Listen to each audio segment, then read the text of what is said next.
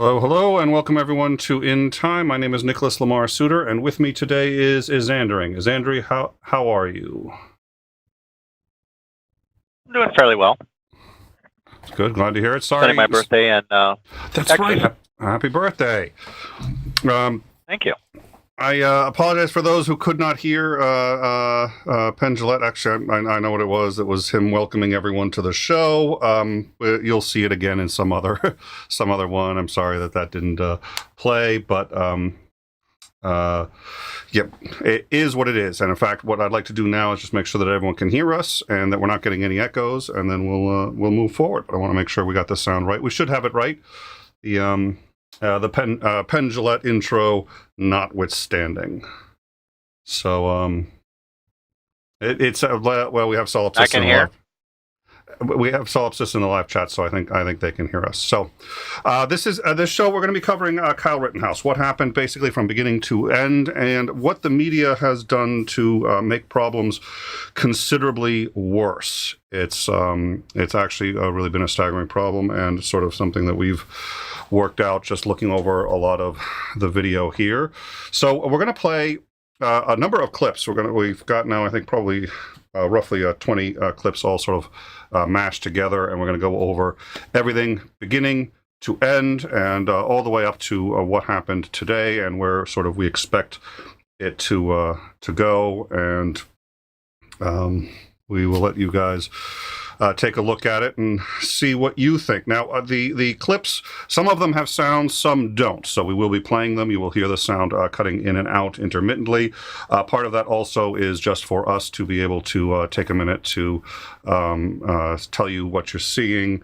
And some of it we just have no control over. There was either no source sound or it was incompatible as we were bringing it into the stream. So that's our goal today. Endangering, do you have any questions or thoughts that you want to bring up before we start?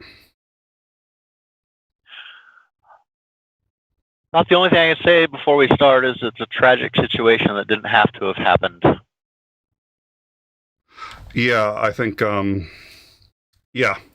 think, and I think it's been made even more so by how it's been handled since then. So, all right, thank you, and let's take a look here.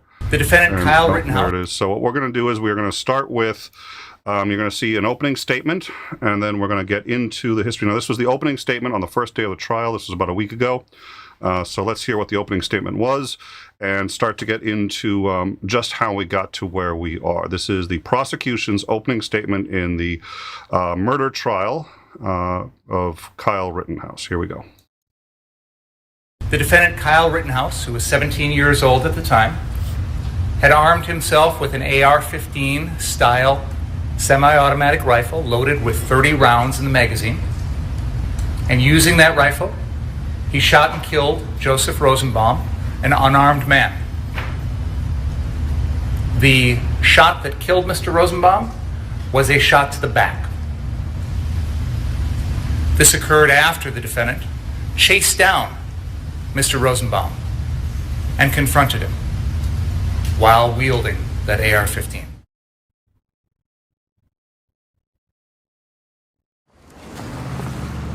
On the Sunday before the Rittenhouse shooting, Kenosha police officers respond to a domestic complaint and try to arrest Jacob Blake. As Blake moves away from them and leans into his car, he's holding a knife. An officer shoots him. Blake's lawyer later said that Blake didn't pose a threat. Video of the shooting quickly spreads online. Y'all ain't here to protect us. There we go. Corey Washington, who's a local live streamer and now subpoenaed in the Rittenhouse trial, arrives to document the situation. Let's check the scene out over here.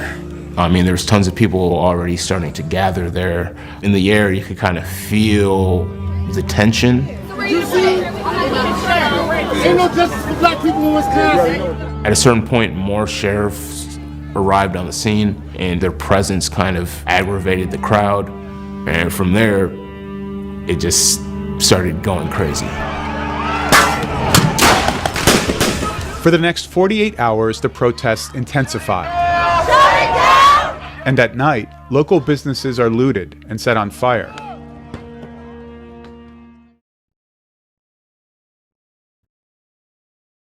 All right. So what we're seeing here is just a sample of what was going on. We know that a lot of the Black Lives Matter protests were peaceful in a great many places. This one was not. And we're going to There's an enormous amount of damage done in this town.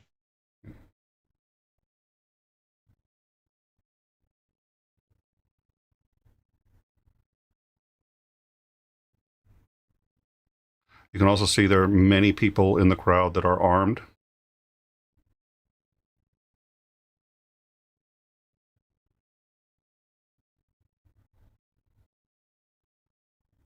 And this includes the Black Lives Matter protesters and the so-called militia that were guarding property. Both were armed.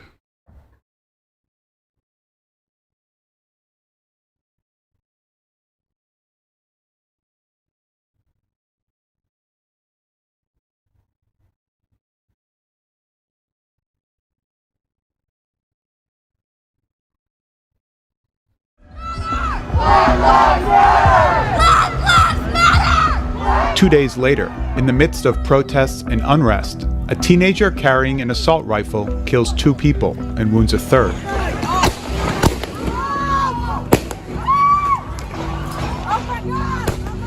Now that shooter, 18-year-old Kyle Rittenhouse, who was 17 at the time, is standing trial on charges of murder. All right, this is Kyle Rittenhouse, and he calls himself a volunteer. He's here to protect the community. This is him that same day. It's in the morning. You can see he's wearing what you see him wearing later. He's wearing a white cap, the green shirt. This is him wiping graffiti off of a high school. He is volunteering. Now, there was a misconception that he doesn't live here and he was coming in out of state. Well, that's half true. He didn't live here, but he did work here, and his uncle lived here, and he was here almost every day. It was 15 minutes from where he lived to here, and he was coming here every day because he worked in this area. So he did not live here, that is true, but he was no stranger to Kenosha and was here quite regularly. This was a part of his community, and he obviously, when you live 15 minutes away, you don't necessarily recognize the state line, and you're crossing a state line. It's 15 minutes from where he lives. He decided he wanted to help out and help with the damage that was occurring in the community. So this is him earlier that very day scrubbing graffiti off a local high school. Yeah, this is the morning that the shooting takes place, the day after the first day of rioting, where all of the vandalism took place. Now, he also had he was very interested in police work, and on his 16th birthday, he launched a campaign for Humanizing the Badge. Now, this is a nonprofit organization designed to improve relationships between law enforcement and the communities they serve. So he started a campaign and asked friends to contribute, and the goal was to donate to Humanizing the Badge. He really did see himself as a police officer, and wanted to, at least according to him, wanted to help people and wanted to make the community a better and safer place. So, anything else I'm missing on Rittenhouse, you think, going forward? Nope, not so far. He's definitely from, I would say his family's more, especially his uncle's more of the right-wing, gun-loving, loves America type of person, type of family. Yeah. All right. What are you doing out here? Obviously you're armed and you're in front of this business we saw burning last night, so what's up? So people are getting injured, and our job is to protect this business, and part of my job is to also help people. If there's somebody hurt, I'm running into harm's way. That's why I have my rifle, because I need to protect myself, obviously, but I also have my med kit. You're about to hear the police thank him for being there, or thank everybody for being there. They request water. We appreciate you guys, we really do. That was We're the police. protecting from the citizens, and I just got pepper sprayed by a person in the crowd. So you had non-lethal, but you didn't respond. We don't have non-lethal. So you guys are full on ready to defend the property. Yes, we are. Now, if I can ask, can you guys step back? Medical, EMS right here. I'm an EMT. I am an EMT. Medical. EMS right here. I am an EMT. I am an EMT. There's a medic right here if you need help. What is wrong? She got shot in the fucking. Shot in the car? All right, we're gonna go over here. We got cover. I need cover. I need cover.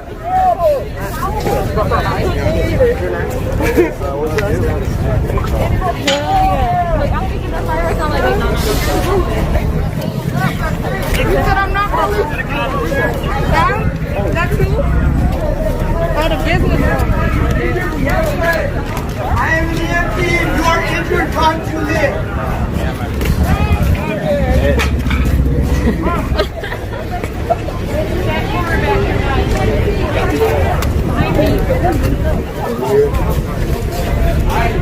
That's the business owners up there, y'all. That ain't the police. You got any injuries? Yeah, right over here. Bring them over here. We got a medic. No, she's right behind you. Oh, Thank you. You got nailed with a projectile. Kenosha.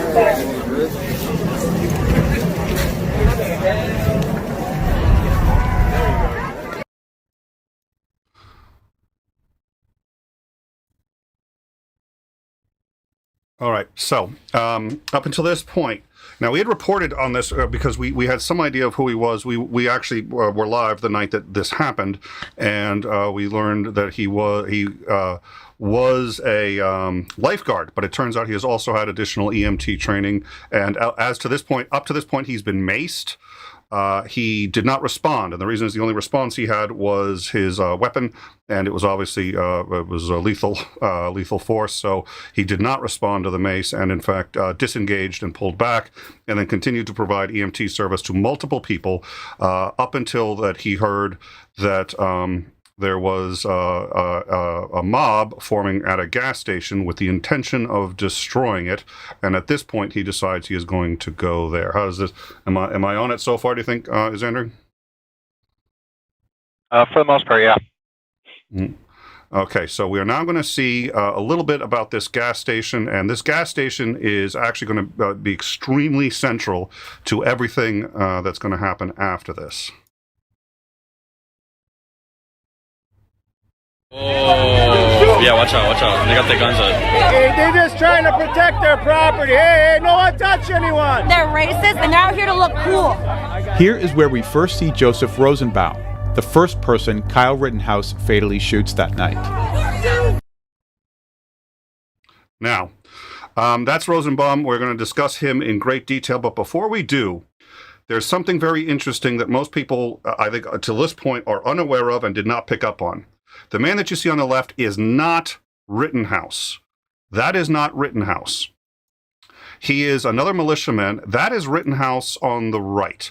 This is important for any number of reasons. Now, we've actually already seen the guy on the left before, believe it or not. So what I'm going to do is I'm going to go back. That guy on the left looks very similar to Rittenhouse, has a cap just like Rittenhouse, wearing it the front instead of the back, different color. He's wearing shorts. They're longer shorts, but they're shorts, but roughly the same color shirt, same kind of weapon, roughly. And there's just some differences. He looks like he's got some, what is that thing that he's got, is endangering? Is it a TAC unit thing, or what is that? Which one? The beige one. It looks like he's got a grenade, or like, I don't know if that's a gas canister mounted right in front of it on his belly. It's a chest rig to hold AR magazines. He's got a 3 magazine pouch over there. They call it a shingle on the front. It's to hold spare magazines. All right. This is footage you've already seen before. We saw at the beginning. There he is on the right. You can see him. He's got the shorts. He has the same mask, same baseball cap, same guy right there on the right that you saw at the gas station. He has been here for a little while. He has been engaging, ostensibly to protect these areas, very similar to Rittenhouse, but there are some differences. So let me now try to get back to the gas station here. So we're going to get back to the gas station. So again, the first victim... Yeah, watch out. They got their guns up. Hey, they're just trying to protect their property. Hey, no one touch anyone. They're racist and they're out here to look cool. Here is where we first see Joseph Rosenbaum, the first person Kyle Rittenhouse fatally shoots that night. There's the guy. You can see him, again, black cap. You know you're looking at a Rittenhouse when you're looking at a white cap and blue gloves. This is not Rittenhouse. This is the other guy. He's got a blue mask. He doesn't have the gloves. He's got shorts, and his baseball cap is so. Rittenhouse has not yet arrived as of this moment. Rittenhouse is nowhere near any of this. You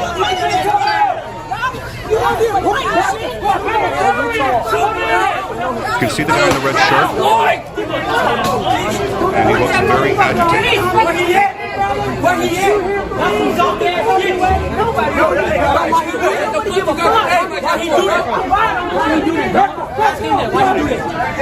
Now, if you see what happened here, the guy in the green that can be easily mistaken for Rittenhouse pulled this man back from the engagement, but then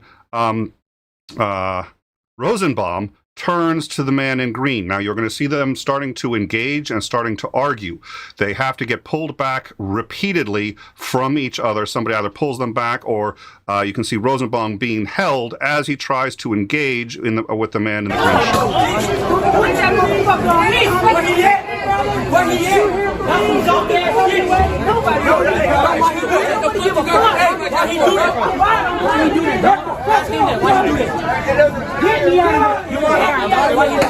What you mean they do that? Oh, you're in the group? We just don't want to. Hey, somebody control him. Okay, so they're saying someone control him, and he had to be pulled away as he was going after the man in the green shirt. Now they're pulling the man in the green shirt away, so he doesn't make things any worse. We gotta stick together. Alright, comes back out again. He's got a bag full of stuff. Everything you got. Shoot me, nigga. Shoot me, nigga. Bust on me, nigga. For real. Other protesters tried to stop him. Hey, stop. Hey, you're gonna get me all shot. Rosenbaum has just been released from the hospital after undergoing mental health treatment. His reasons for being here are unclear, and he doesn't appear to have attended a protest before. But his actions on this night will add to an already volatile situation. All right. We should talk about this. I'll have you go first. So I'm actually going to move off of that. But all right. So it just gave us his criminal record. What are your thoughts, Zendering? Not a particularly mentally stable guy. I mean, he was in the hospital very recently, very agitated, very aggressive to this whole encounter.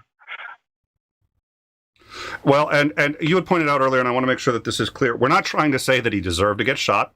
We're not trying to say that he's a bad guy and so there shouldn't be sympathy or empathy for him. But this is an issue of self-defense. So the question is, who was the aggressor? Who was the person who instigated the violence against which somebody had to defend themselves, either this guy or Rittenhouse? So far, as up to this moment, there is no video footage of Rittenhouse engaging negatively with anyone. He hasn't threatened anyone. He has been, again, washing the graffiti. He's been providing EMT services. This guy has been completely different. He has been released from a hospital. He was kept there on some kind of mental health issue. He is a registered sex offender who was convicted of molesting and or raping 4 boys between the ages of, I think it's between 8 and 14. It was discovered when the woman that he was living with found burn marks on her son from the torture that he had done by literally burning the child. Now, this is rape. There was also molestation. He was convicted, but as I recall, he raped at least 2 of them and or possibly all 4. He is on the sex offender registry and clearly has hostility issues. He has never been to a protest before. He was released from the hospital today. That bag is all he's got with him. It's his belongings from that hospital. And from the outset, nothing but hostility. Yeah, and it's not to say that he deserved to be shot or killed. It's, who has the credibility for who was the aggressor or who is most likely to be the aggressive one. And so far, we've only seen Rosenbaum being the aggressor. And I think his past, his criminal history does speak to that and is important to that, I think. And again, it starts highly towards the guy in the green shirt. You can see now he's going after the guy in the green shirt. Both are sort of pulled. Now he's being held back.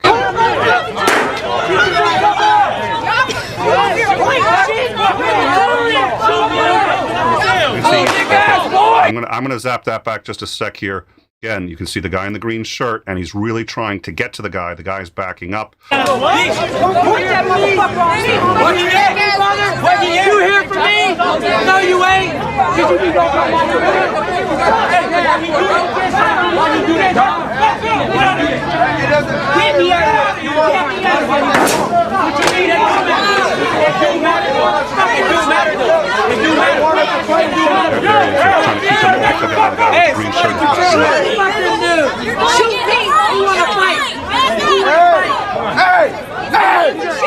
They want us to break down.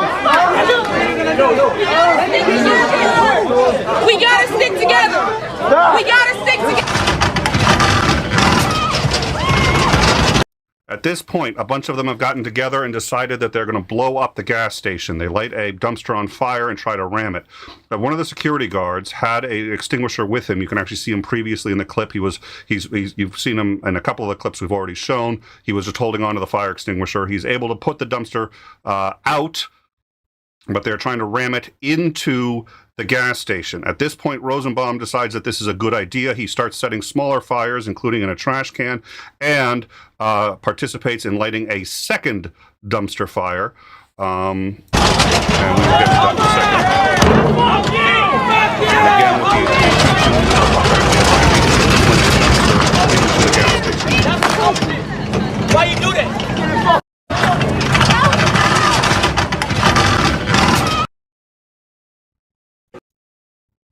All right. So at this point, we have multiple witnesses who say Rosenbaum did a number of things. Somewhere around this time, Rittenhouse shows up. He finds the second dumpster and decides he's going to put it out. Rosenbaum looks not exactly, but looks an awful lot like the person, Rittenhouse looks a lot like the person that Rosenbaum has already been fighting with, and Rosenbaum has now set a fire, and Rittenhouse, not the other guy he was arguing with, but Rittenhouse himself is going to try to put out that fire. After he does that, Rosenbaum threatens him and says, oh dear Lord, what did he say? I think his inner, you had it, I've forgotten what it was. Yeah, Rosenbaum had, after the dumpsters put out, him and another person that Kyle Rittenhouse was with, he looked right at them and said, if I can, or it was testified in court, the friend of Rittenhouse said that he looked at him and said, if I can get you alone, I'm going to kill you. And it said it to both of them. Okay. And I think we may have that coming up in a clip. So he says that, and then he also stands up on top of a car, and this was testified to today. There were multiple witnesses to this, stands up on top of a car and says in their general direction, presumably to them, I'm going to kill all you motherfuckers here, uses the N-word. I'm going to cut your motherfuckers' hearts out. So again, this is the first person with whom there is an engagement and the first person shot and killed by Rittenhouse. Rittenhouse is now on the scene, but he has just shown up. There he is. That was him with a fire extinguisher. You're going to see the fire extinguisher later. That's Rittenhouse. You can tell he's got the bag, he's got the blue gloves, he's got the correct, the cap in the correct, and he's got the long pants. That is Rittenhouse. He is traveling with a fire extinguisher to extinguish the second fire that was set by Rosenbaum. After this, Rosenbaum. You and my client were present when Mr. Rosenbaum threatened you and Kyle, correct? Correct. And he specifically said if he got either of you alone, he would expletive kill you. That's correct. Any doubt about that? No doubt about that at all. Told the FBI that? Yes. All right, so he thinks he's been arguing with Rittenhouse for a long time. Rittenhouse has now foiled his plans to try to blow up the gas station. The gas station was eventually set on fire. But at this point, Rittenhouse finds out that there is that protesters are destroying a car lot. And he decides he's going to go to that car lot to try to protect the property. You this and is Kyle, the car correct? lot. You're about to Correct. see that. And he specifically said if he got either of you alone, he would expletive kill you. That's correct. Any doubt about that? No doubt about that at all. Told the FBI that? Yes. Can you pause right after that? You want to pause? Yes. Okay, it's all yours. One of the things I'd like to point out is, there's been some mentions about, you don't show up to a protest with armed with a firearm. And I'd like to point out that he was showing up with a group of other local people, individuals, quasi-militia. I don't know that they're official militia. They showed up there armed specifically to protect the property after, the riots had disintegrated into so much damage and chaos. They burned down an entire parking lot, half burned down a church. They destroyed lots and lots of property. So the people showed up because specifically armed to protect the property. Now, whether you agree with whether or not somebody should be able to protect their property from damage with firearms is a debate that we're not getting into in this, but that was why they were there. They weren't there to protest. They were specifically there to try and protect the property and stop, the other half of the city from being burned down that night. It's important as to why they were all armed. I do want to piggyback on that. I think you're right. I don't think we should revisit the Second Amendment. Everybody who's watched the show knows I'm against the Second Amendment. In general, you are for it. The reality is, this is a good reason why I'm against it, is because this kind of thing happens, and then you get people shooting at everybody, and nobody knows who the good guys are and who the bad guys are. But nonetheless, right now they're legal, and everybody there, and there were Black Lives Matter protesters who were armed. We saw that at the beginning, and there were these militiamen who were armed. So again, that's why I'd rather nobody be armed. But right now, they were on both sides. And what Rittenhouse, whether he was there because he was trying to play cop, I don't know. He was 17 years old. He shouldn't have had the weapon. There were a lot of problems with what was going on. But so far, he has acted perfectly. He has acted appropriately. And I would like to add one other thing. If Rittenhouse were 38 years old, would we feel any different about him doing this? One reason this is so distasteful to me is because it feels like it's a teenager full of testosterone saying, I'm going to go and show everybody how awesome I am. That's kind of what it feels like to me. I will admit that. But first of all, so far, he's done everything right. He's done everything perfectly so far. And if he was a 38-year-old, nobody would be questioning whether or not, he's should have been doing it, or outside of just the fact that everybody was doing it. It's because he's so young, and really, I'm not sure at that age you have necessarily proper judgment. But we shouldn't be judging him based on how we would judge a 17-year-old per se. We should be judging him on what he does and how he does it. And so far, it seems to me, I think you concur, as endangering, is that he's done everything right. Is that about right? Yeah, so far he's actually been there to help. He's tried to help people. He's not been engaging with the protesters. When he got pepper sprayed, they backed off. So up to this point, he's trying to put out fires, trying to prevent damage. He has not brandished his rifle in any way.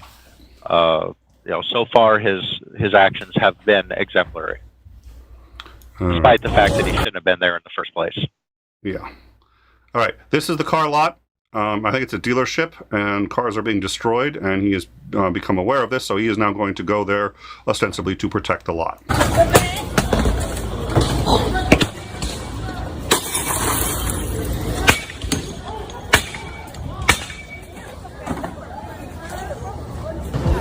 Rittenhouse walks towards a parking lot where cars are being vandalized.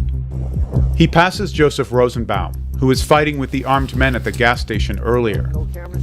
Rosenbaum now starts chasing Rittenhouse and throws a plastic bag that holds his belongings from the hospital. Close behind them, a man holds up a handgun and fires it. We don't know why. Then Rosenbaum lunges towards Rittenhouse. Rittenhouse fires 4 times. Them is white boys. Yeah, that's Antifa, man. Oh, we got a gun, baby. Oh, they shooting. Oh, Ooh, he shot him. So Okay, we heard that, and that's very important. We heard him say, fuck you. He said it almost exactly the same way he said it back at the gas station. I do want to hear that one more time. It's, he says, fuck you, and witness accounts, and now what we saw today from a drone has conclusively proven. First of all, now it was originally reported that Rosenbaum was like 20 yards away, or 20 feet away, when Rittenhouse fired. And all of the video that we've seen here says it couldn't have been that far. He had to be closer. What we saw today, high-resolution surveillance photo from the FBI, and its video shows, A, that Rosenbaum was, for all intents and purposes, not Rosenbaum, sorry, Rittenhouse was cornered. So Rittenhouse was running. He had been attacked. At this point, there's good reason to believe he has no idea why he was attacked, but he was running. He was being chased by Rosenbaum. He gets cornered between roughly 3 cars and the edge of a building. Rosenbaum has essentially caught up to him. He turns around. Rosenbaum reaches for the gun, says, fuck you, and he fires at point-blank range, hitting Rosenbaum. It appears to be 4 times. There were other shots, so we don't know for certain. But, and I know Xander's going to want to talk about the pistol shot. We'll get to that in 1 second. So the fuck you is important because that fuck you is what he said just as Rosenbaum turned around and he decided to go for Rosenbaum's gun. So he's been chasing Rosenbaum this entire time. Ooh, he shot him. Close behind them, a man holds up a handgun and fires it. We don't know why. Then Rosenbaum lunges towards Rittenhouse. Rittenhouse fires 4 times. Them is white boys. Here it comes. Yeah, that's Antifa, man. Oh, we got a gun, baby. Oh, they shooting. Oh, there was the fuck you. Shot him. So your interpretation of what he was trying to do or what he was intending to do or anything along those lines is complete closest witness, isn't it? Well, he said fuck you and then he reached for the weapon. Okay. Let's talk about that. All right, Xandering thoughts. This is where it starts getting important to pay attention to details, because we can clearly see, despite what the prosecuting attorney wants us to believe, we can clearly see that Rittenhouse is running away from Rosenbaum, gets cornered, and as he's approaching that kind of corner, just before he gets there, somebody in the crowd, he has been identified, I cannot remember his name, I wrote it down and now I can't find it, fired a handgun apparently up into the air. It looks like he fired it kind of at a 45, not necessarily directly at Kyle, but Kyle had his back turned. So all he hears, he knows he's being chased by Rosenbaum, and he hears a gunshot go off behind him, and he's run out of space anyway. At that point, he turns around, and Rosenbaum is practically right on top of him. And according to McGinnis, you know, he's just like he said on the stand there, he shouted, fuck you, and reached for the gun, at which point Rittenhouse opens fire, and he fires 4 rounds. I believe he hit him 3 times. And he stops firing when Rosenbaum falls down. The last round they're talking about that supposedly went into his back, they tried to make out like Rosenbaum had his back to him. He never had his back to him. He, as he was falling down the last round that Rittenhouse fired, went into his back because he was on the ground below and in front of him coming down, and he stops firing at that point. So, very important for self-defense. You generally, in self-defense courses, you're taught to fire until the threat has been neutralized or stopped. And so he does that.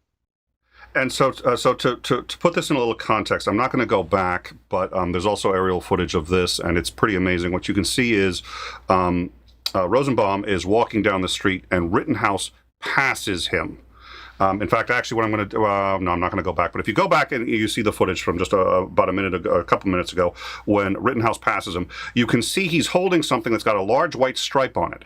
It's the same extinguisher that he had earlier. So he still has an extinguisher, and he's prepared to try to put out any fires that he sees along the way.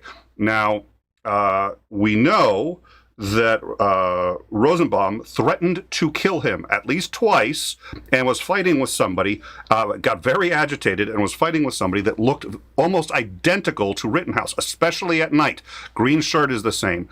Pants are roughly the same. They're not shorts, but on the flip side, it's night.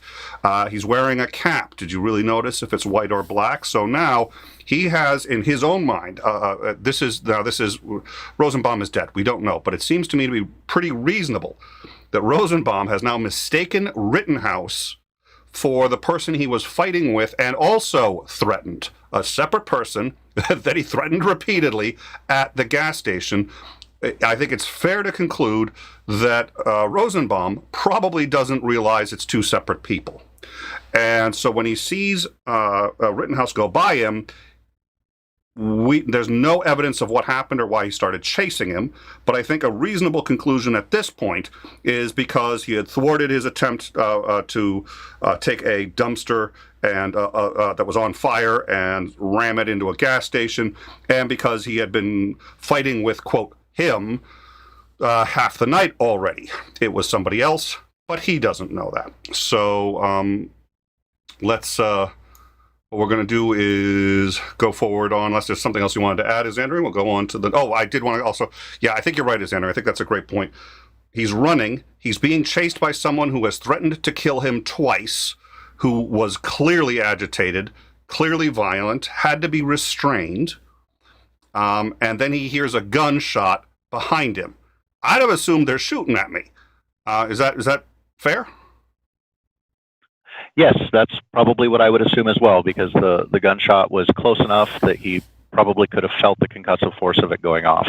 I doubt he did because of running away from somebody, but it went off that close to him. So I believe that it is reasonable to speculate that Rittenhouse believed he was being fired upon. And so he gets cornered. Rittenhouse thought he was being fired upon. Rittenhouse gets cornered. Rosenbaum is literally on him. He turns around and fires point blank. So at this point, it seems, even though he doesn't, even for self-defense in this state, he doesn't have to withdraw. He has done everything he can do that I can tell. If I'm missing something, somebody can let me know. But that I can tell, he's done everything he can do to avoid shooting anyone. He's hit the point now. He is cornered. He's heard shots behind him, and this guy is reaching for his gun. I think you have to choose you or him at this point. Let's continue.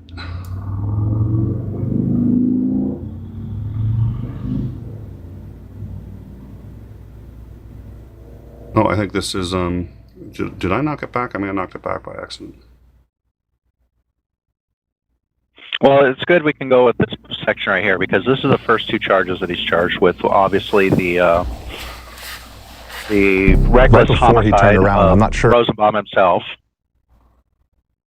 And also, this is McGinnis, the reporter, was standing directly behind, and he's about to mention that he's standing directly behind Rosenbaum when this happens, which is what gets him the second charge of reckless endangerment with a dangerous weapon or a deadly weapon, because he was in the line of fire when Rittenhouse opened fire on Rosenbaum.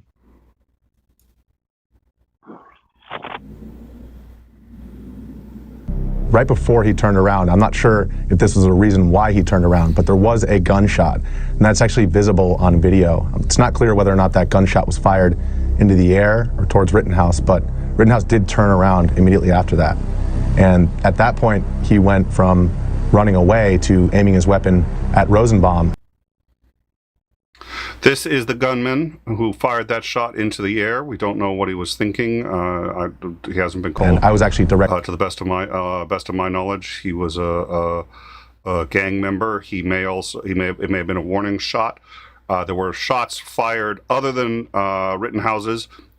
Shortly after Rittenhouse fired, other shots were fired. We don't know by whom or what the purpose was, but they were fired in that area, presumably by that man. Behind Rosenbaum.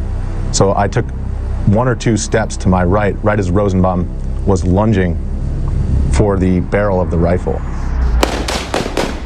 Kyle Rittenhouse fired 4 shots. Seconds later, 3 additional shots are fired by an unknown shooter. One bullet grazed Joseph Rosenbaum's head. Another penetrated his right groin, his left thigh, and his back. With a total of 8 shots fired, it remains unclear that all 4 of Rosenbaum's wounds were caused by Rittenhouse. You can see there he was As cornered. Richard McGinnis began tending to Rosenbaum, as the remains unclear that all 4 of Rosenbaum's wounds were caused by Rittenhouse. 2 cars on the As right, Richard one on McGinnis the began left, tending yeah. to Rosenbaum, Rittenhouse returned to the scene and began placing a call for help. As the mob begins calling for the attack of Rittenhouse, he is forced to flee the scene. Pause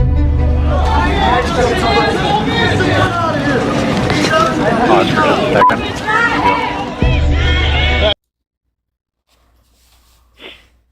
Back up just a minute where you can actually see where Rosenbaum's on the ground. I think you're going to see. Okay, yeah, I think I know what you're looking for. Hold on a second. Seconds Okay, later, that's a good. That's 3 a good additional one. That's a good spot right there.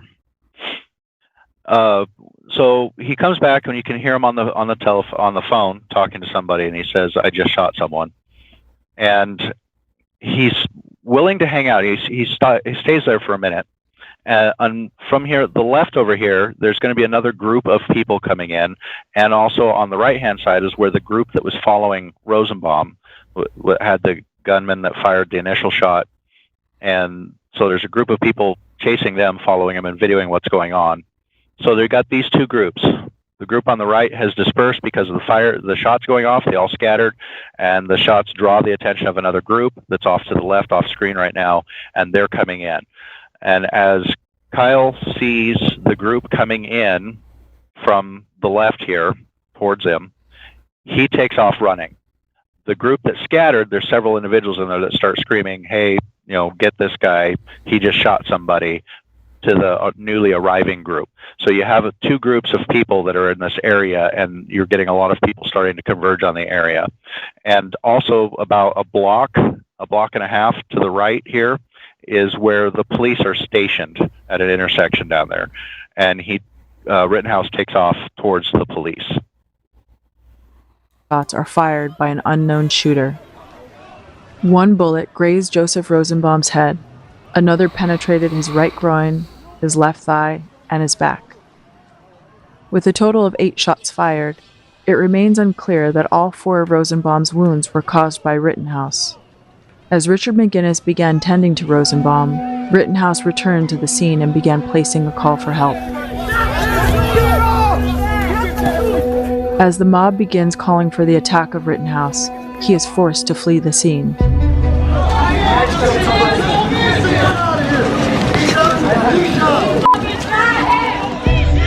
That dude shot him. That nigga just shot that dude. You shot him? I didn't. No. Wait, where are you?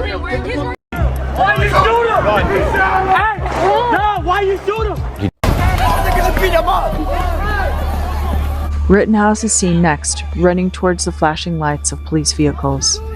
The armed mob is now chasing after him. Cranium that boy! He just shot a man! Within this context, the word cranium is street slang, which is a calling for someone to take Rittenhouse out with a headshot. Hey, what are you doing? You shot somebody? An unidentified protester strikes Rittenhouse in the head, knocking his hat off. Rittenhouse trips and falls to the ground. Another protester attempts to jump on Rittenhouse, who then fires 2 shots into the air. With blunt force, another protester strikes Rittenhouse in the back of the head with the sharp edge of a skateboard, then reaches for the rifle. Rittenhouse fires a single shot, striking the man in the chest. This is the second victim, shot in the chest right through the heart. He was probably dead less than 10 seconds after the shot. A third protester fakes as if he's surrendering, then suddenly advances with a handgun aimed at Rittenhouse. A single shot strikes the man's right bicep. And that's Grosskreutz. And you can see he's got a handgun, so I showed the handgun earlier. That it may be hard to see on this one, but you can see he's holding it. He is aiming the gun directly at Rittenhouse's head, and we'll get into that in a second. But he's got a gun in his right hand. He's aiming it directly at Rittenhouse's head, and he's swung it around. So it was on his side. It was to his side. He has swung it around, and he is going straight for Rittenhouse with the gun.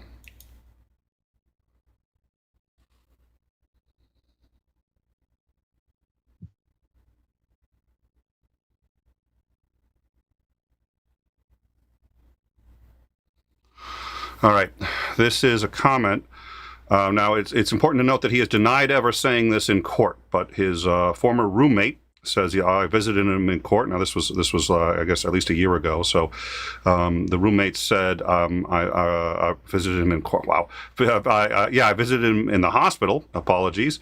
I just spoke with him, and his only regret was not killing the kid and hesitating to pull the gun before emptying the entire mag. This has been read aloud in the court. Gaige has denied that he actually said this at any time. Again, this is, who knows, even if he had said it, admittedly, he probably was pretty heavily drugged up, but he certainly was aiming the gun at Rittenhouse, and he did testify. So this was on the stand. This was a couple days ago. He was asked, so he, as in Rittenhouse, didn't fire at you until you pointed your gun at him. Correct. And the guy admitted wasn't shot until he was aiming or trying to shoot Rittenhouse, and Rittenhouse was in fact letting him back away. He held his hands up. Rittenhouse did not fire and let him back away.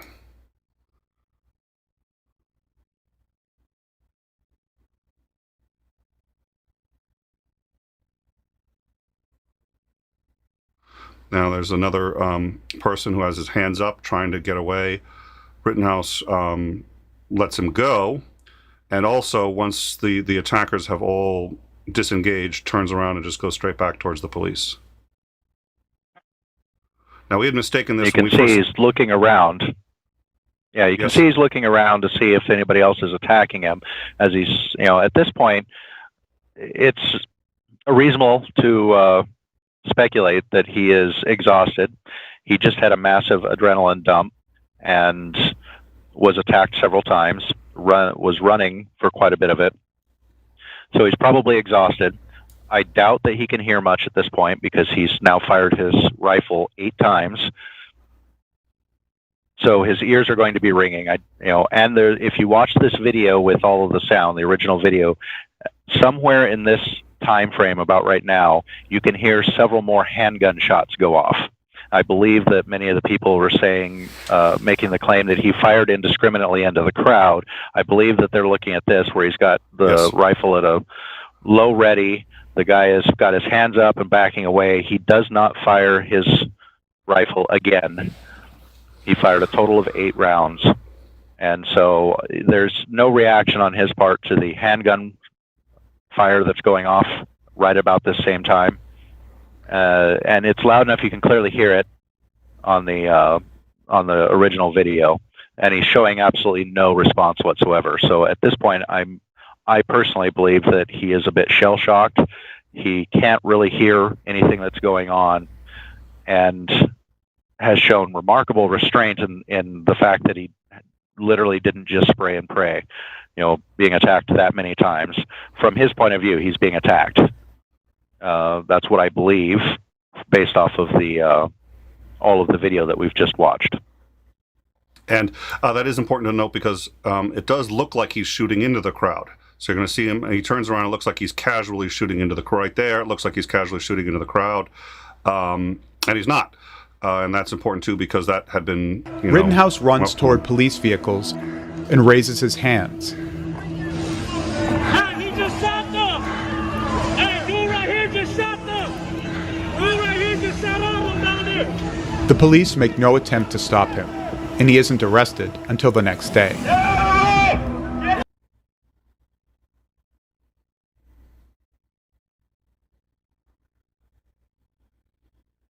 And these are the locations. So we've got the, I believe that's the gas station. Yep. Is that the gas station? And then the where the cars. That was the gas station. And this, that's where the cars were. So both locations were destroyed. These are the charges that he's currently facing.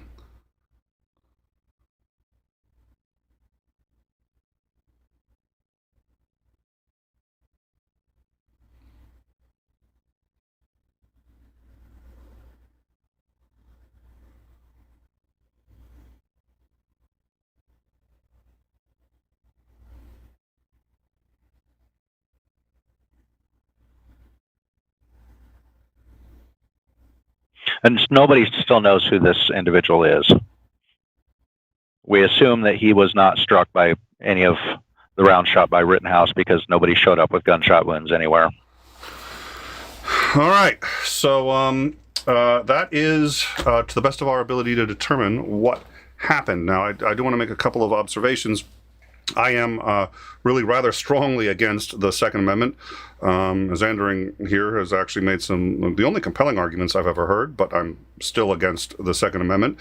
This is one of the many reasons I have that I'm against it. In my view, none of them should have been there, at least not armed. Protesters want to be there, that's fine. I think you got to be very careful with counter-protesters and this idea of vigilantes protecting the property. I am really very much against vigilantism. Having said that, the question is, what does the law say? We did miss one charge on him, which was violating curfew.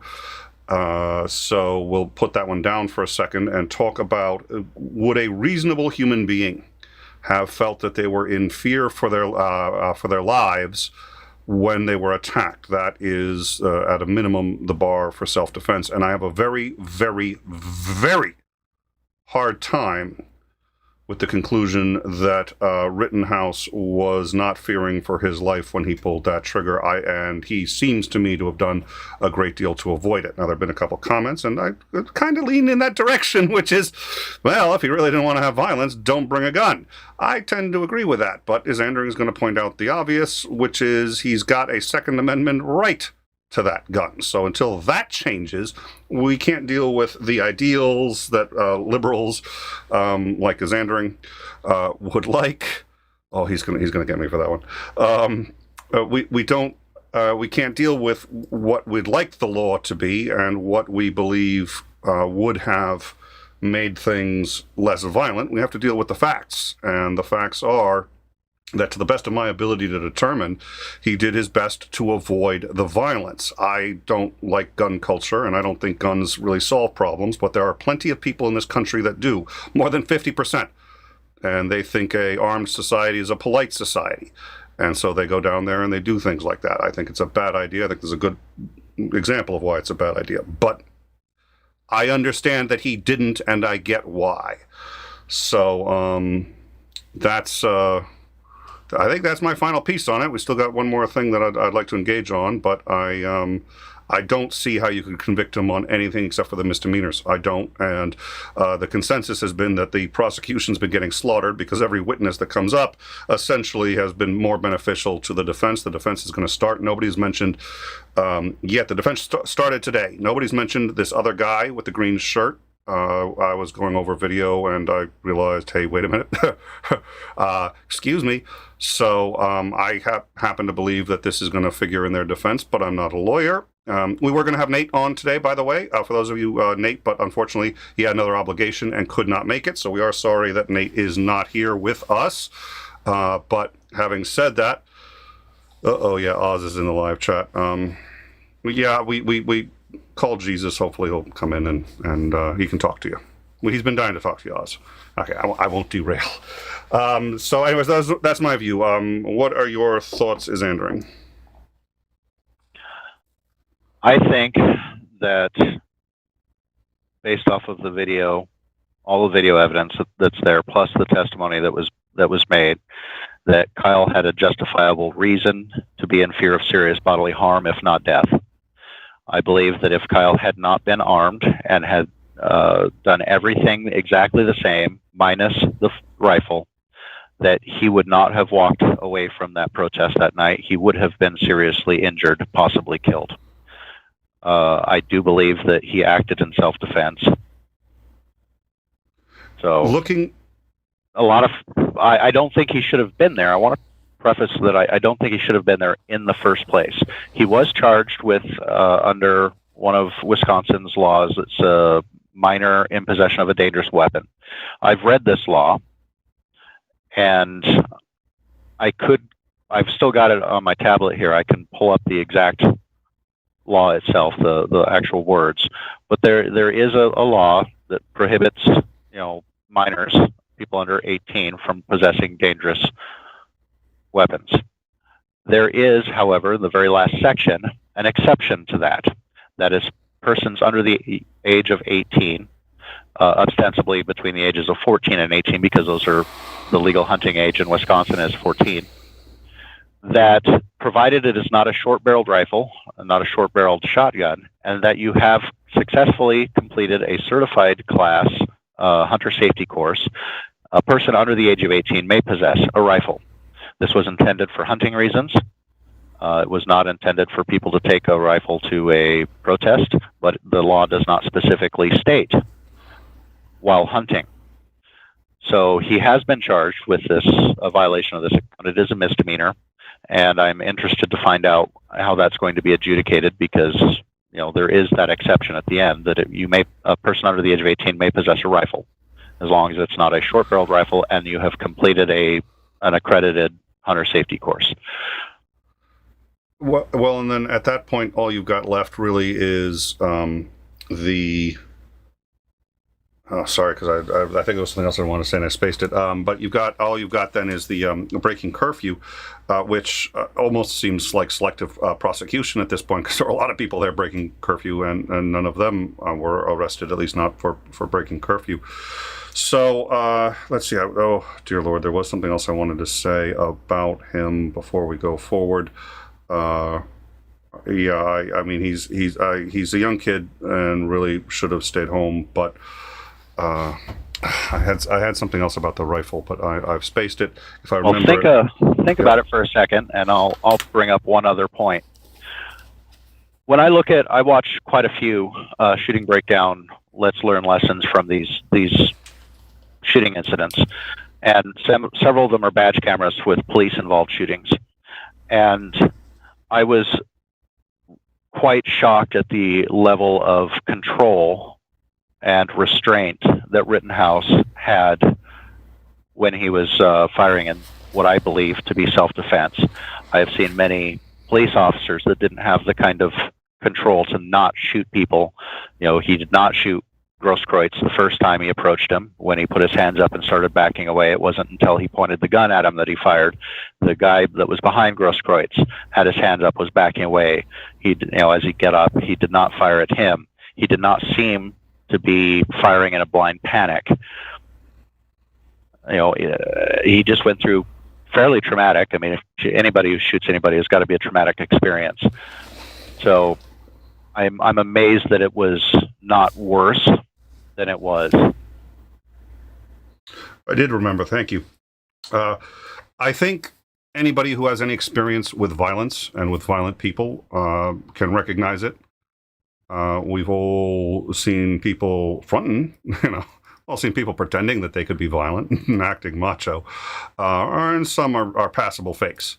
But people who are truly capable of violence, once you learn what that looks like, you don't ever forget. Rosenbaum is that. Period. End of discussion. I will not have any discussion with anybody as to whether or not he was capable of killing Rittenhouse if he wanted to. And that he, on some level, had the desire. I have zero doubt in my mind. And I think anybody who's ever experienced or seen people who are truly capable of violence, like that man clearly is, judging by his record, and was agitated to levels easily sufficient to commit that violence, and would have, I think, if he had not been restrained, which he was not, by the way. Just after the gas station when they were walking towards the car lot. He wasn't restrained anymore, and he went after Rittenhouse. So you just said that, and I think that's worth noting. If everything else had been the same and Rittenhouse hadn't had that gun, he would have caught him. And I don't know what he would have done, but he threatened to cut his heart out. He threatened to fucking murder him if I ever get you alone. And for that split second, he had gotten him alone. And the fact that he didn't slow down, even with the Rittenhouse having the rifle, I think should tell you something. That was not a good individual, and he seems to me to have been really rather disturbed. And I think that's important when you're talking about self-defense, because Kyle doesn't appear to have done anything to instigate that. And having the rifle can be provocative, but it's not instigating. All right, anything else before we go forward? No, I'd like to move on to the horrible, horrible coverage of the of what happened.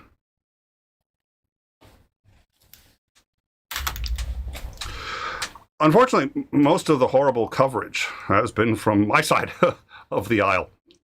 And I've seen plenty of horrible coverage from the right that's been absolutely despicable about a lot of topics, and there's been some bad coverage about this. But we've had it said so many times that this country is so divisive right now, and left and right, and can't we all just come together? This has been going on for a year, and most of the footage that we've shown you has been available for most of that time. Let's see, I said Jon Stewart. I didn't mean to say Jon Stewart. It was John Oliver.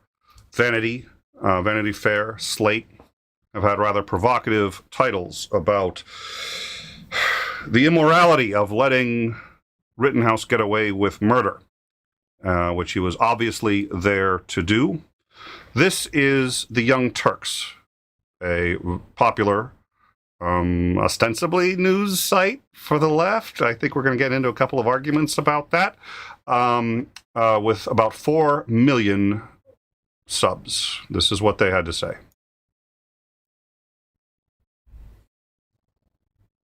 So who's on trial? Is it the 17-year-old who crossed state lines with an illegal... And I forgot to say one thing before we start this. This is what they had to say. They've been slamming Rittenhouse for quite some time.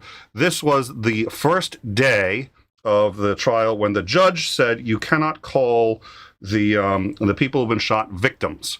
Okay, so their concern was you cannot call the people that were shot by Rittenhouse, you cannot call them victims. This is the Young Turks' response to that.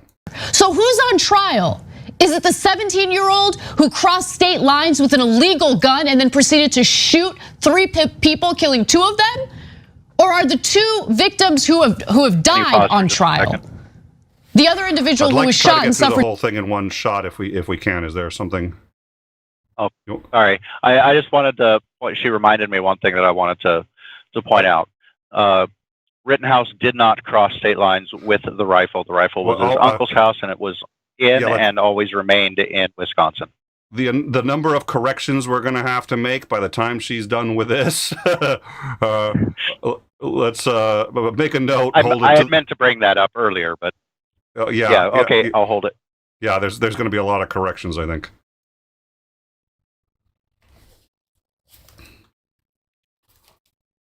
So who's on trial? Is it the 17-year-old who crossed state lines with an illegal gun and then proceeded to shoot 3 people, killing 2 of them? Or are the 2 victims who have died on trial? The other individual who was shot and suffered serious injuries, that person's on trial? Who's on trial here? I want to know. Yeah, so if I was the parents of the victims who are dead because Kyle Rittenhouse murdered them, and this judge says you're not allowed to call your dead kids victims. We have to, but you are allowed to call them all sorts of names, and they're not here to defend themselves because they're already dead, but they're not victims. But so smear them all you want, but don't ever have sympathy for them. So I don't know Schroeder. Of course, I don't know him in real life. He's a circuit judge, but this is so preposterous, so biased, that it would be shocking if it wasn't a deeply racist right-winger. Oh, Black Lives Matter protests. I mean, aren't they all arsonists and rioters and looters? No matter what the race of the people who were killed were. I mean, he went to go shoot black people. They're not victims. Victims? No. If you murder them, you know what happens? The right wing gives you millions of dollars. That's literal. Kyle Rittenhouse murdered these people, and the right wing started like a GoFundMe page or whatever and raised millions for him. They're like, oh, you went to go kill black people, and then at that Black Lives Matter protest, you murdered a couple of people. Bravo, way to go, murderer. Wait, see, guys, what are we gonna do with the right wing? On the one hand, I wanna reach out to them. I did earlier in the show, hey, we hate corruption, you hate corruption. Let's work together against corrupt politicians, right? On the other hand, when you have some portion of them, not all of them, but some portion of them that say, oh, that guy went to go kill black people, and then he actually did kill a couple of protesters. I love that guy. I love that guy. I wanna give him my hard-earned money.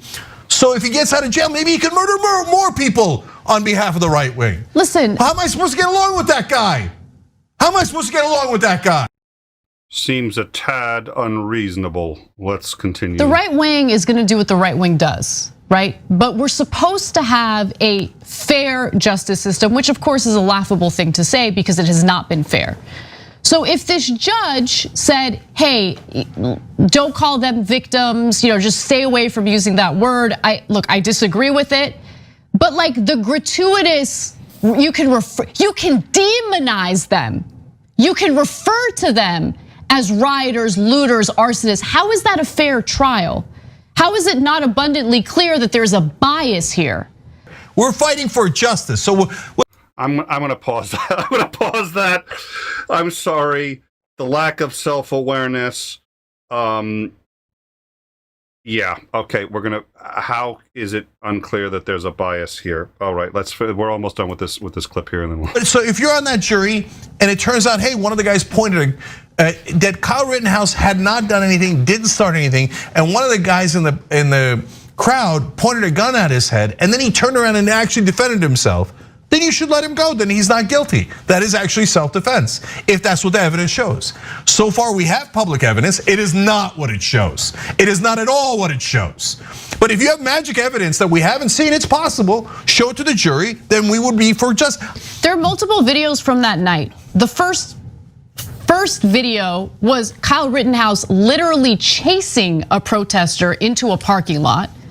Then you see video of protesters trying to take his gun away because obviously we're dealing with a 17-year-old from out of state who shows up to Kenosha, Wisconsin to cause trouble. To looking to kill people, because that's what the right wingers do. If you're a white right winger, you're God in this country. You're above the law, you kill anyone you like.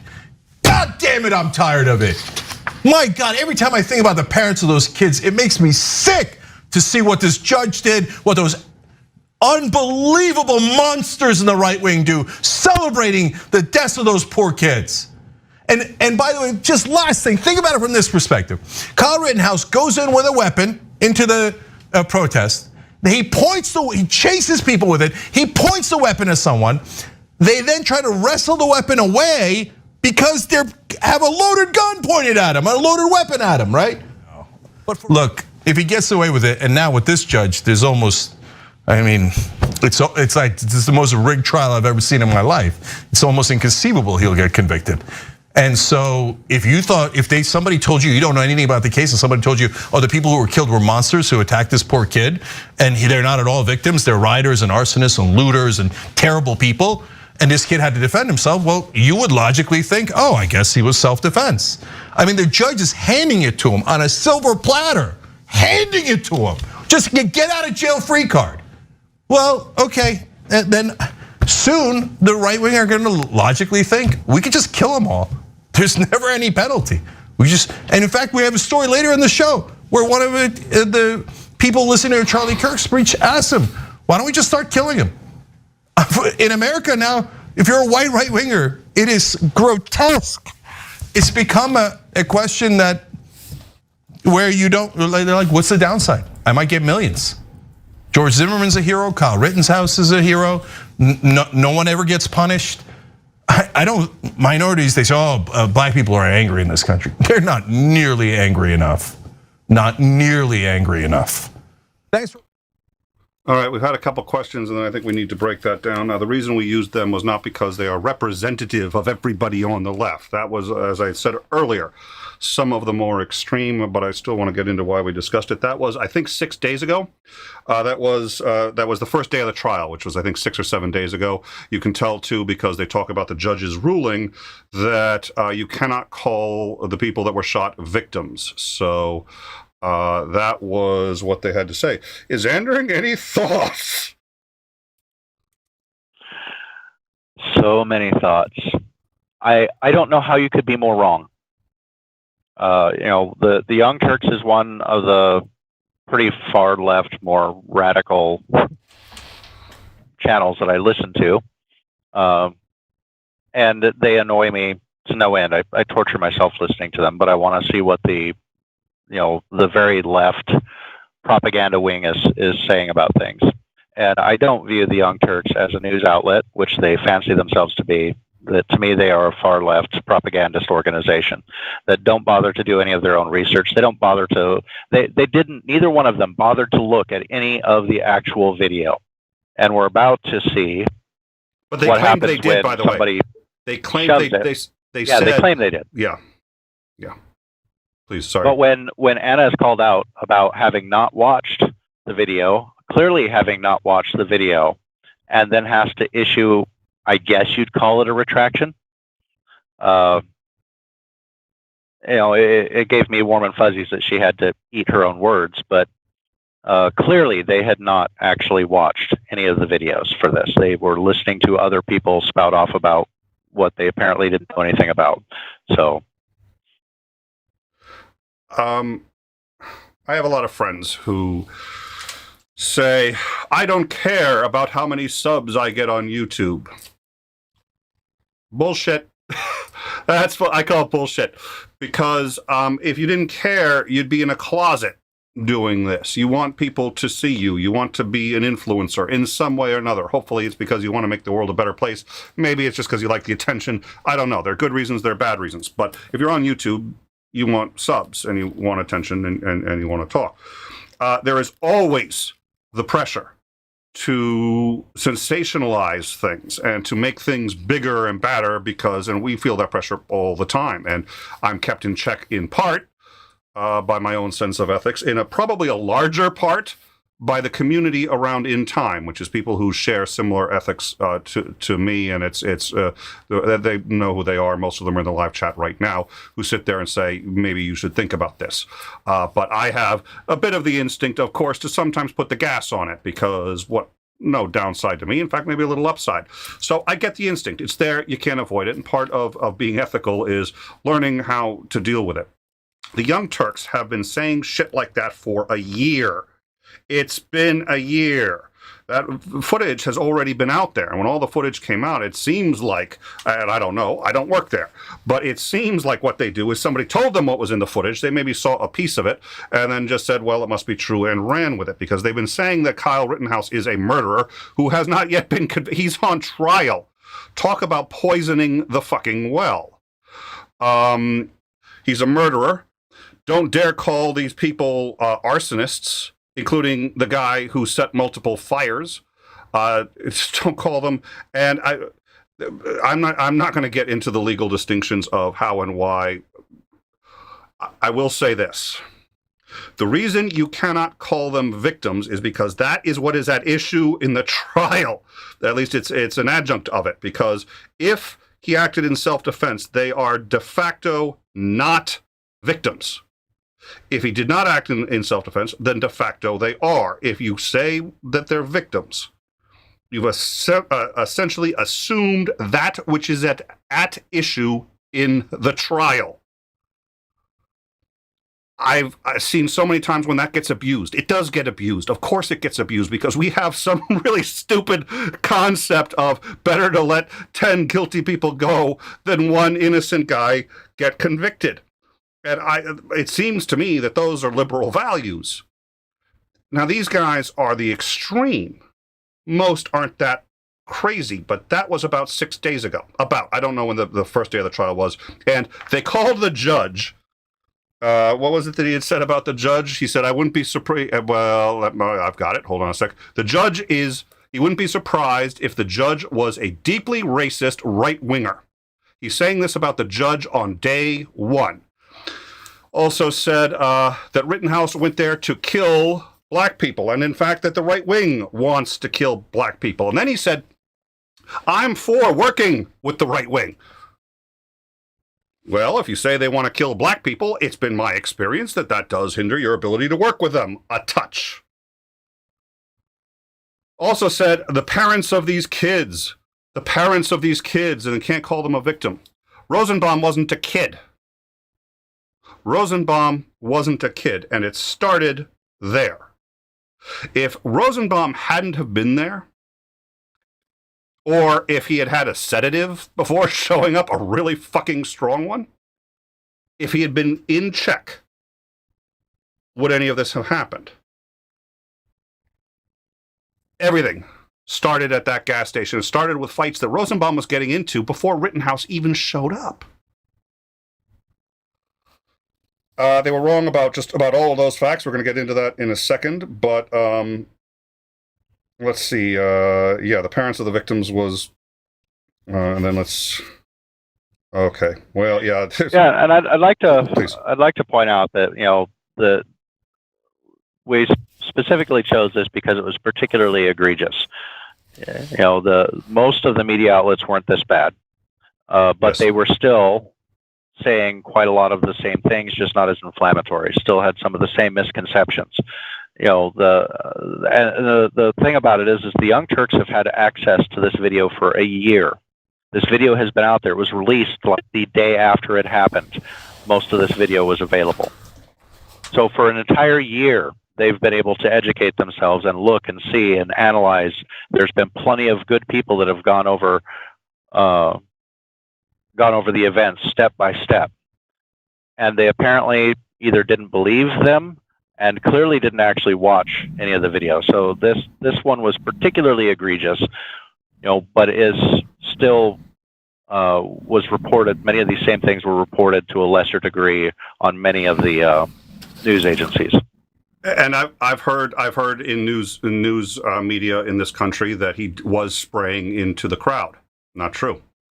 Heard that he was a murderer and that it was obvious and that the trial was just. And the gentleman, and I don't know his name. It seems everybody knows his name. I'd heard of the Young Turks, but I've never watched him. But the gentleman there said, when Kyle Rittenhouse walks, this country is gonna. I think he had said that this country was gonna explode and people were gonna get upset because nobody would be able to understand it, because how could he possibly be convicted unless there was all this magical evidence? Which of course, it's not magical. It's the real evidence, and it's there, and they haven't seen it.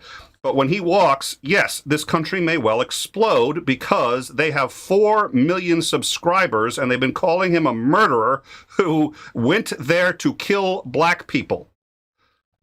Go back to the beginning of this video and see if there is any way to justify that claim. There is no evidence that that's why he went there. He's right wing. He went there to kill black people. That's what he went there to do.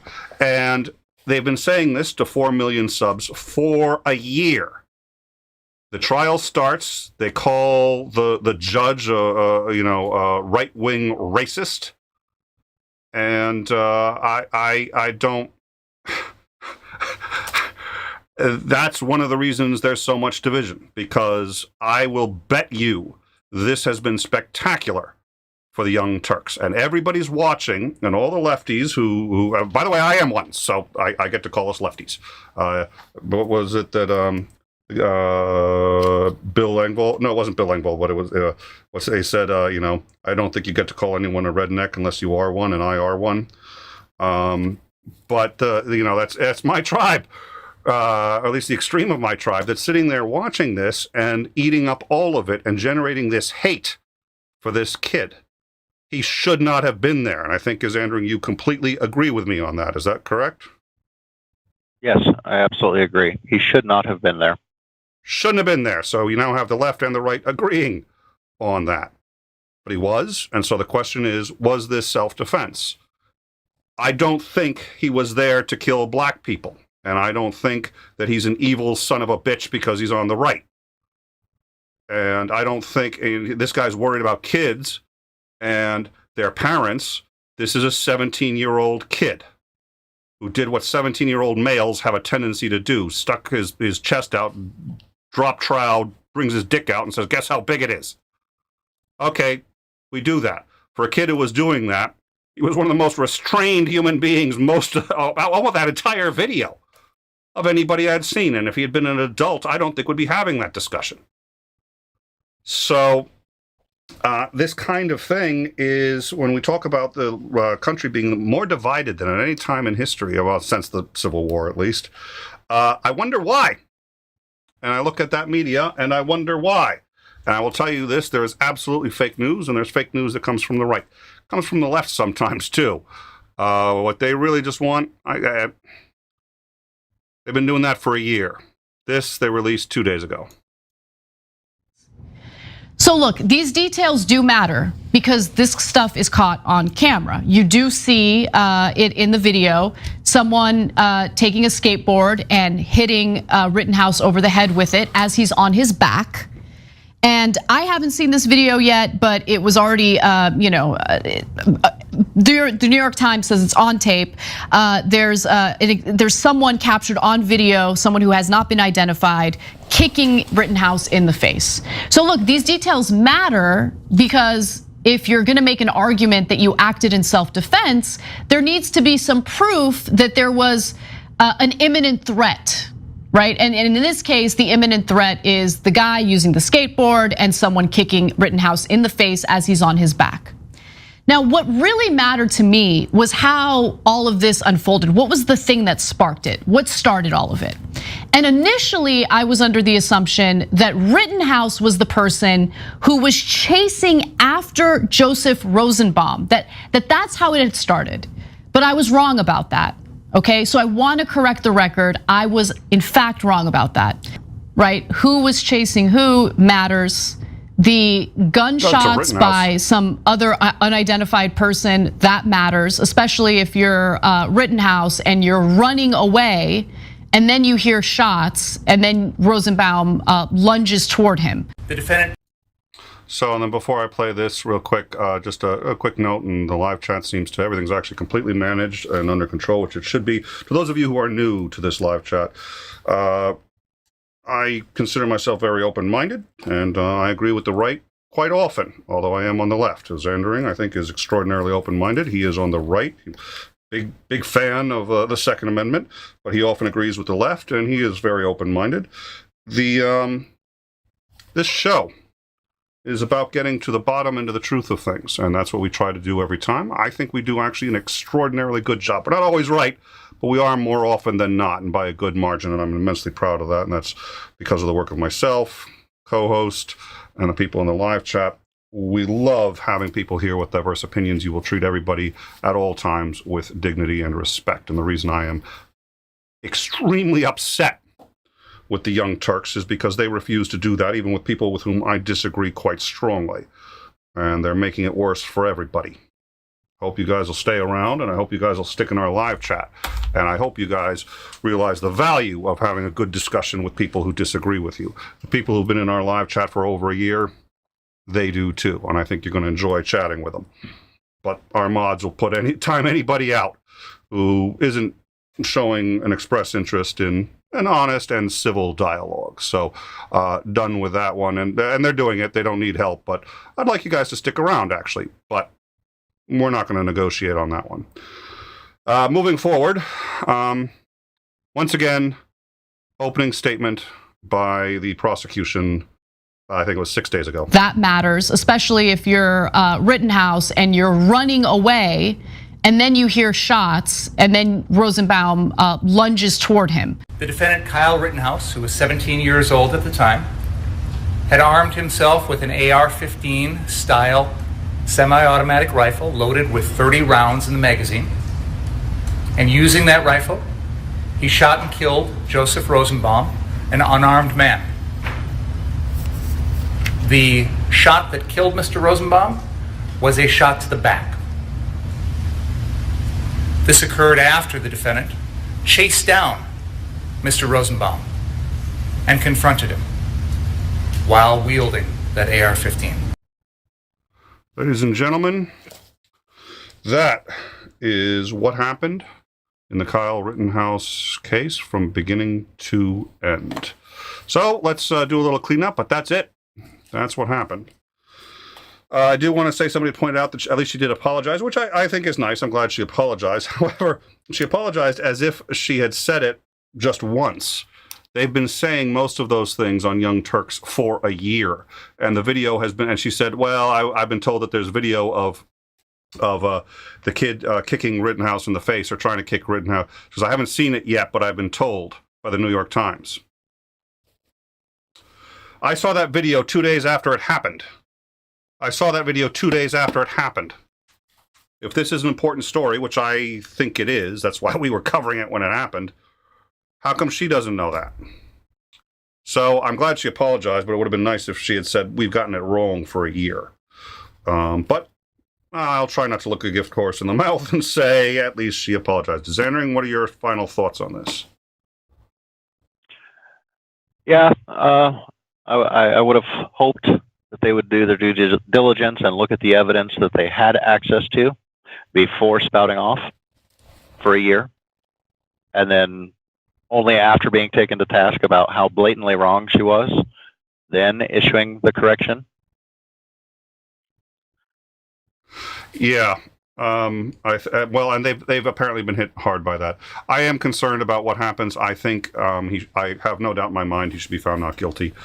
The defense hasn't even started yet, and it looks like there's insufficient evidence to convict him. And the defense hasn't started. I mean, the defense started today.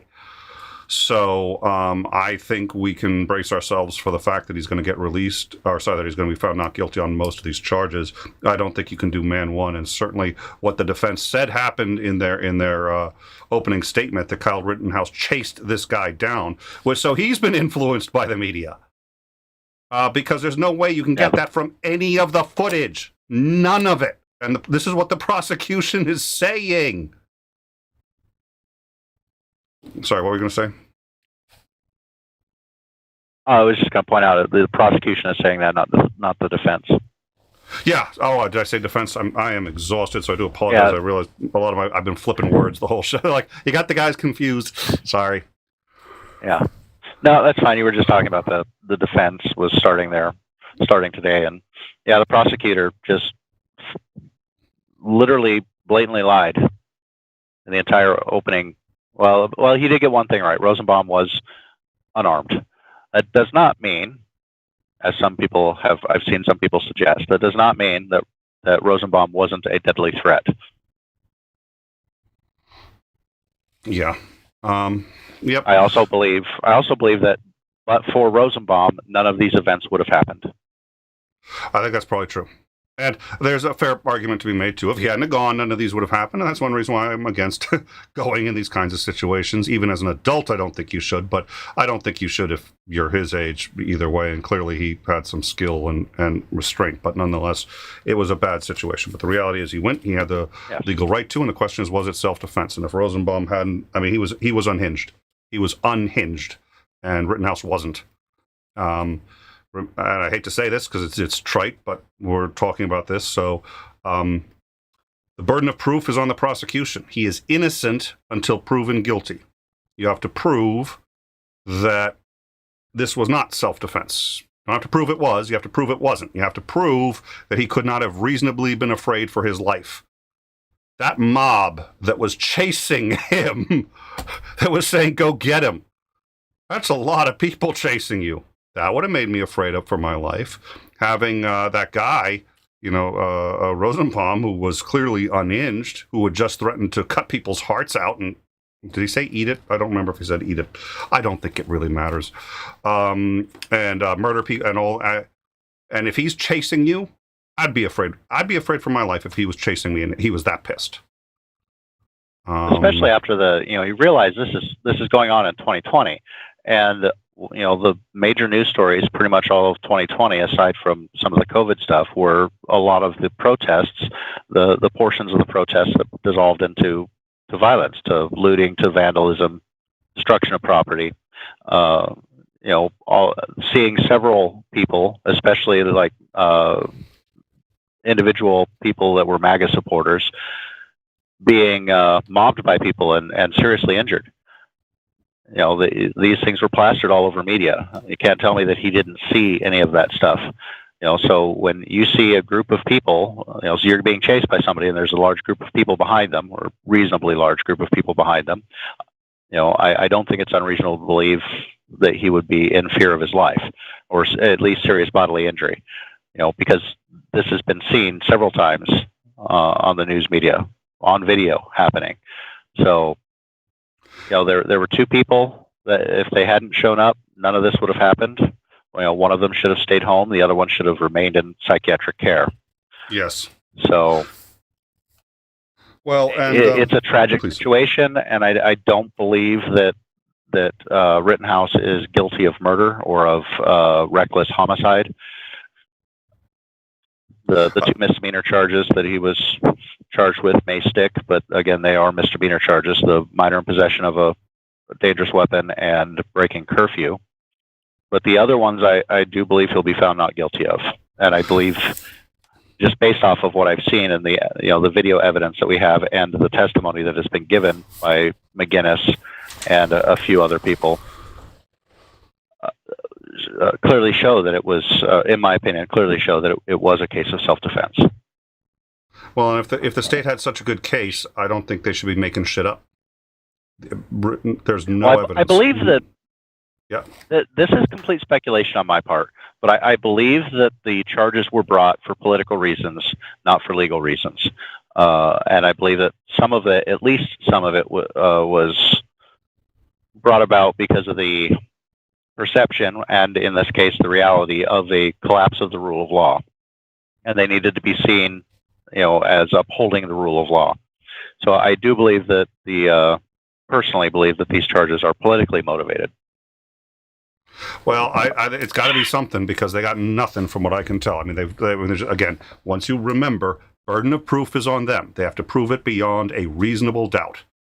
And I don't see how anybody can sit there and think you wouldn't have been terrified if you were. It's in terms of the law, they've got it, and they've had it for a while. It's going to be a not guilty. If it ends up a guilty by some, they'll set aside. They'll try to set aside or vacate the verdict. So I don't know what's going to happen, but I think he's right, because of the way the media has been playing this. We could have a problem if he gets off. So, but all right. Well, if you've liked the stream, I hope you will like and subscribe to us. Also, if you like this video and if you found it informative and if you think it's good, share it. That's a great way to help us out. And we're going to be in the Discord afterwards. I'm probably going to join the Discord just briefly. I've got family I got to go tend to. I've been neglecting them for too long, but I will be in probably about 20 or 30 minutes. Is Andrew going to be in the Discord? Yeah, I can stop by. Also, don't forget to read the super chat. Oh, Jesus, thank you. We did get one, and it was from Sinister, and I sincerely appreciate that, and I did miss it. I completely forgot. So thank you so much. So let me, there it is.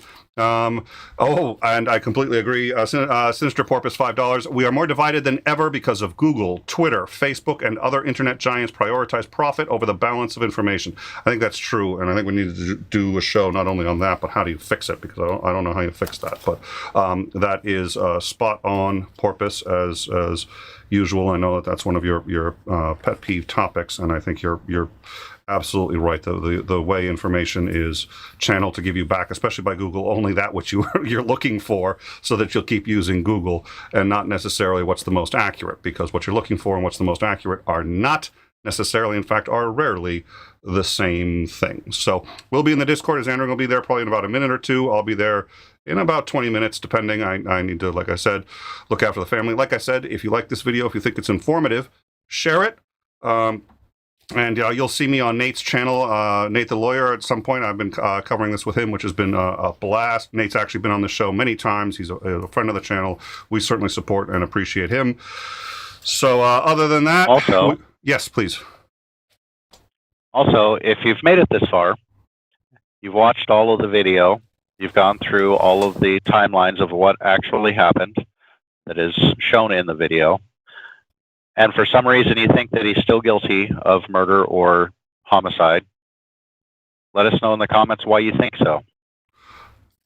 That's a really good idea. Thank you. I think you're absolutely. Let us know in the comments if you think he's not guilty and there's something we missed. Or don't hesitate to let us know. But yeah, that's a great idea. Please, absolutely, let us know in the comments, especially if you think we're wrong. Tell us where we're wrong, and we read all the comments. We respond to usually at least. Well, no, we respond to almost all of them, even if it's just a thumbs up. But we read them. We go over them. Let us know what you think. My name is Nick. Down there is a Zandering. We look forward to catching you guys next time. Have a good evening all.